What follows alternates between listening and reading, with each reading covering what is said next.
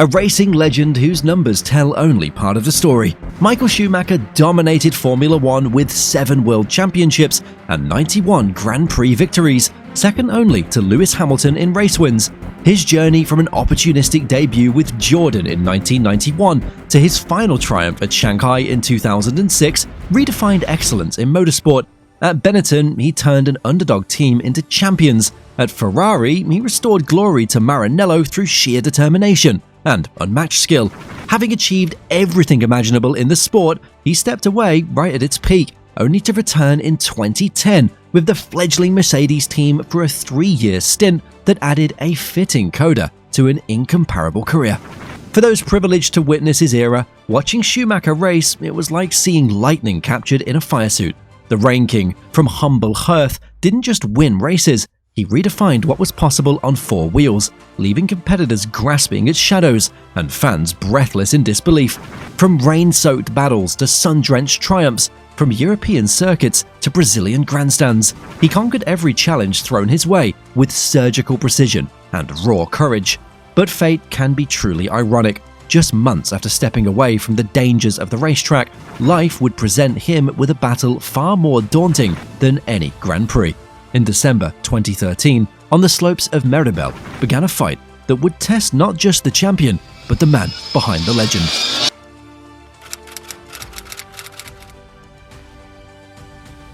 The morning of December 29, 2013, dawned crisp and clear over Meribel, the French Alps glittering like diamonds under a winter sun. Michael Schumacher, the man who had danced with danger at 200 miles per hour, was sharing a precious father-son moment with 14-year-old Mick on the Comte de Soulier slopes. Though more familiar with grip limits on asphalt than snow, Schumacher was no novice on skis, his movements confident, his balance sure, just as they had been in the cockpit. But in a fateful moment, he ventured beyond the marked trail, where pristine powder masked a treacherous reality beneath. Sometimes, even champions can't see what destiny has laid in their path.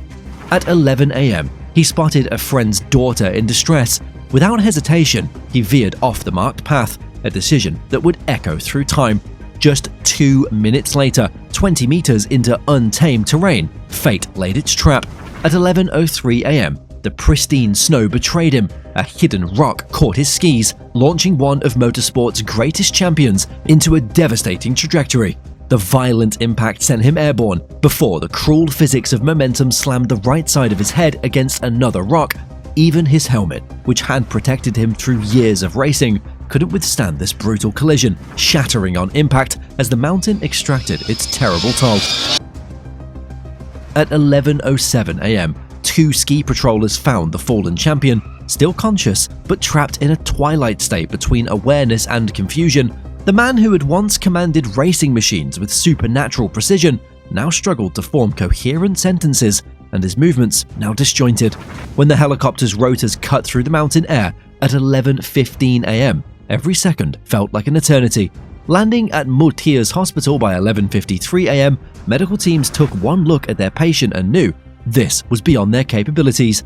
In a race more critical than any Grand Prix, Schumacher was immediately airlifted to Grenoble's specialized trauma center, where a different kind of fight for victory awaited.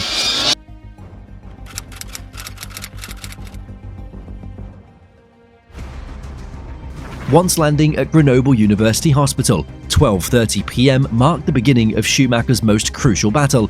The diagnosis was devastating: severe brain trauma, internal bleeding, immediate surgery required. As doctors induced a protective coma, Dr. Jean-Francois Payen revealed the gravity of their fight, controlling brain swelling, maintaining oxygen flow, and regulating body temperature at precisely 34 to 35 degrees. In a stark reminder of fate's thin margins, he noted that only Schumacher's helmet, now shattered, had stood between survival and tragedy on that mountainside.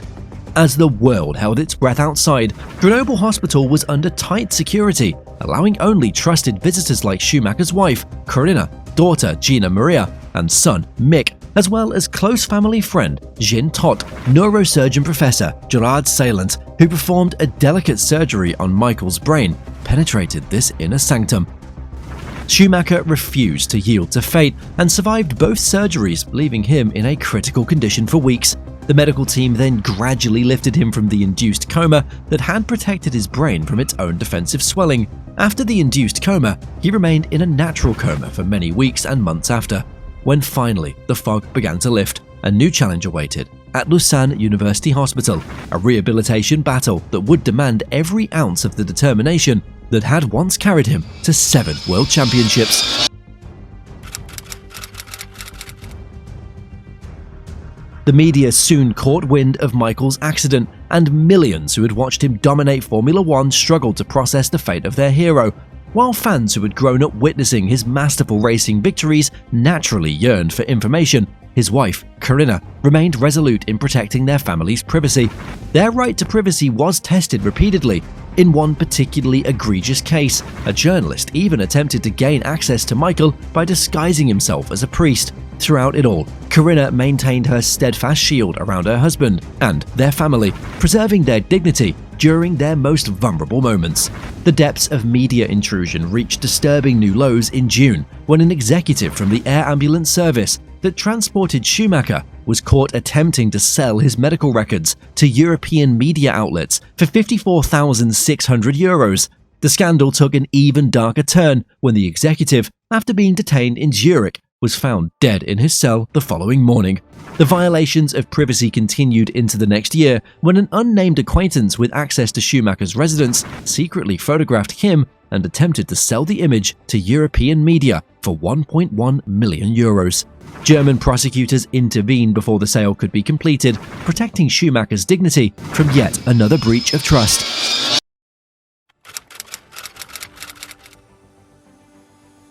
Throughout the years, the Schumacher family has successfully maintained their circle of privacy, despite relentless intrusions, false stories, and speculation about Michael's condition. Jean Todt, one of the few confidants still permitted regular access, offered a rare glimpse into Schumacher's life during a 2019 interview. Visiting once or twice monthly, Todt acknowledged the profound change in his friend's life, noting that he's no longer the Michael we knew in Formula One. A decade after the accident, the Schumacher's family wall of privacy stands as resolute as ever. Their lawyer, Felix Dam, articulated the reasoning behind their steadfast stance. Any health update would only trigger an avalanche of media attention, leading to endless demands for more information. Yet, hope does persist through the words of Jean Todt, who shared a glimpse of the family's aspirations. "I hope the world would be able to see him again. That is what he and his family are working towards." It's a reminder that behind the veil of privacy, Michael's story continues to unfold, guided by the unwavering devotion of those who protect him. Michael Schumacher's true legacy lies in his profound humanity. He elevated not just himself, but everyone around him. Mechanics, engineers, teammates, and rivals alike. His success was never solitary. When Michael won, he ensured his entire team shared in the triumph. This was Michael Schumacher, not just a racing legend, but a man who showed us that true greatness lies in lifting others as you rise.